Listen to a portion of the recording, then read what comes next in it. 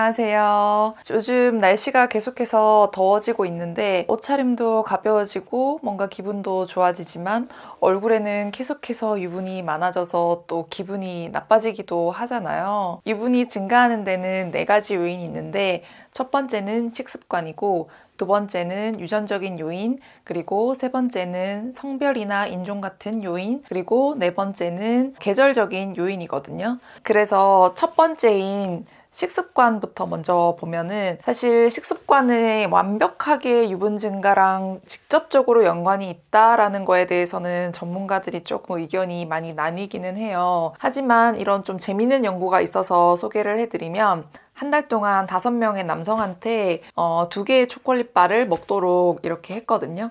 그랬더니 3명의 남성에게서 유분이 증가하는 그런 결과를 얻었고요. 물론 이게 5명에 3명밖에 안 되니까 그래서 직접적으로 식습관이 유분이랑 연관이 있다는 거에 대해서 많은 의견 차이가 있는 거고요. 그리고 18명의 과체중, 비만이신 분들에게 칼로리 제한, 식이 제한을 했을 때 유분량이 40%가 감소한다는 연구 결과도 있거든요. 그런 연구가 있다는 것은 GI 지수라고 하는 당 수치를 급격하게 올려주는 음식을 많이 섭취를 하지 않거나 또는 중성지방이 많은 음식을 섭취를 하지 않는다면은 유분 감소에 약간은 도움이 될 수 있다라는 거고, 그리고 두 번째는 유전적인 요인이었잖아요. 주변에 많이 그런 건 경험을 하셨을 거예요. 뭔가 생활 습관도 안 좋은 것 같고 나보다 뭐 특별히 더 관리하는 것 같지도 않은데 계속 피부가 좋은 사람들이 있거든요. 그런 사람들 같은 경우에는 유전적으로 타고나기를 좀 좋은 피부로 타고난 사람들이라고 생각을 하시면 될 것 같고, 그리고 세 번째는 성별이나 연령, 인종에 따라서도 유분량이 차이가 나거든요. 여성보다는 남성에게서 유분량이 많다는 연구가 있고, 그리고 연령으로 봤을 때는 15세에서 35세까지는 유분량이 계속 증가하다가 그 이후로는 계속 감소를 하는 식으로 바뀌어요. 그래서 나의 유분이 나중에는 없어질 애들이다. 지금은 나를 괴롭힐지 몰라도 나중에는 너무 없어서 건조함을 또 시달릴 수 있는 거다라는 걸 생각을 하시면 될 것 같고요. 그리고 네 번째는 계절적인 요인이 있었잖아요. 계절적 요인은 온도가 1도씩 올라갈 때마다 유분량이 10%씩 증가를 하거든요. 그렇다 보니까 지금 계절이 계속해서 온도가 올라가는 시기에 있는 거잖아요.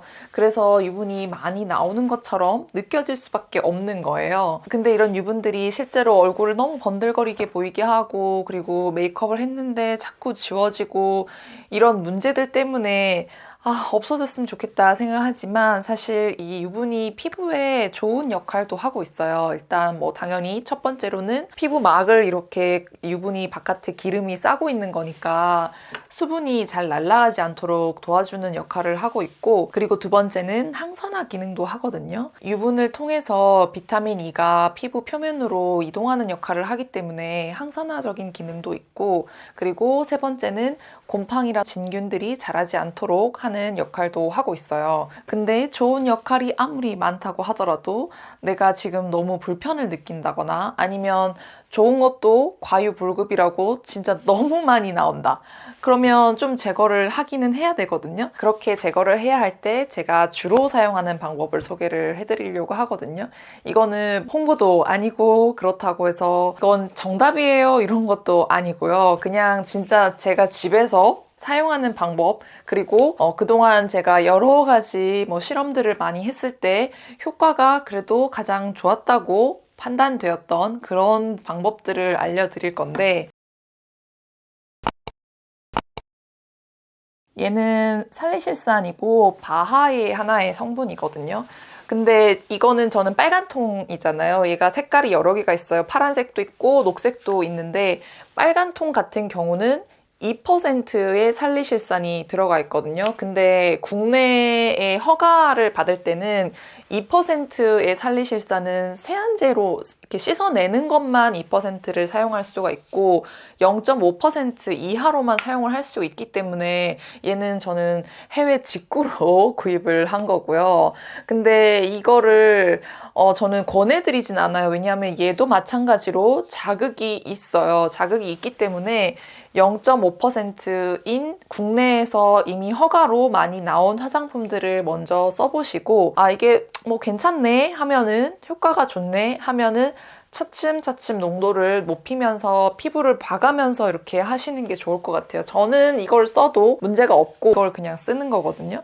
그래서 이걸로 피지를 좀 녹여주거나 제거해주면 되고, 바하는 아하랑 다르게 지용성이기 때문에 피지를 녹여줘요. 일부는 뭐 다 이렇게 뽑아낸다 이런 건 절대 아니고 어느 정도 녹이기 때문에 이걸 이제 저는 쓰는 거고, 그 정도 있으면 피지가 하얗게 이렇게 확 올라오는 게 육안으로 보여요. 근데 물론 지금 제가 해서 직접 보여드릴 수도 있지만 너무 이 혐오감을 조장할 수 있기 때문에 직접 보여드리진 않을 거고요. 그리고 두 번째는 레티놀을 사용을 하면 되거든요. 근데 레티놀도 처음에 사용을 하면 각질이 좀 일어난다던가 피부에 자극을 느낀다던가 그런 부작용이 있을 수가 있어요. 그래서 처음에는 저농도로 시작을 해서 차츰차츰 좀 농도를 높여가면 좋을 것 같고, 그리고 만약에 좀 자극이 느껴진다 하면 좀 잠시 중단을 했다가 다시 사용을 한다던가, 아니면 레티놀을 쓰고 난 이후에 보습을 굉장히 철저하게 해서 좀 그런 자극을 완화할 수 있는 방법들로 이렇게 피지 관리를 해주면 좋고요. 특히 레티놀을 사용을 할 때는 다음날 자외선 차단제는 필수적으로 바르셔야 돼요. 만약에 그걸 안 바르면 자외선에 굉장히 예민하거든요, 레티놀이. 그래서 피부에 안 좋은 영향을 줄 수가 있어요. 그래서 조심을 해야 하고, 물론 집에서 하는 거는 한계라는 건 어쩔 수 없이 있는 것 같아요. 근데 내가 피지가 생길 때마다 피부과 가서 돈을 주고 이렇게 하기가 조금 힘들고, 뭐 물론 시간도 많이 내야 되잖아요. 피부과에 가려면 적어도 가는데 30분, 오는데 30분, 거기에서 대기하는데 또 30분, 그리고 세안부터 시작해서 뭐 마사지 위에 팩 올리는 것까지 하면은 최소 2시간은 써야 되는데 요즘 너무 그럴 만한 시간이 없다라고 하시면 집에서 할 수 있는 간단한 홈케어로 피지 관리를 하시고, 그러면 지금 이제 곧 여름이 오잖아요. 여름이 왔을 때 너무 번들거려서 나는 사회생활이 어렵다, 이 정도가 되지 않는 그런 피부가 되면 좋을 것 같아요. 나중에 해보시고 어떤지 알려주세요. 그리고 제가 다음 시간에는, 요즘은 이제 날씨가 계속 더워지기도 하고 옷차림도 가벼워지고, 또 옷차림이 가벼워지면 그만큼 운동도 열심히 하고, 운동을 열심히 하면 또 태닝을 해서 더 예뻐 보이게 그렇게 하잖아요. 그래서 태닝을 하면 나는 도대체 왜 얼룩덜룩하게 타는 거지? 그런 생각 해보신 적 있을 거예요. 태닝하면 얼룩덜룩 타는 이유에 대해서 한번 알아볼게요. 다음 시간에 만나요. 안녕.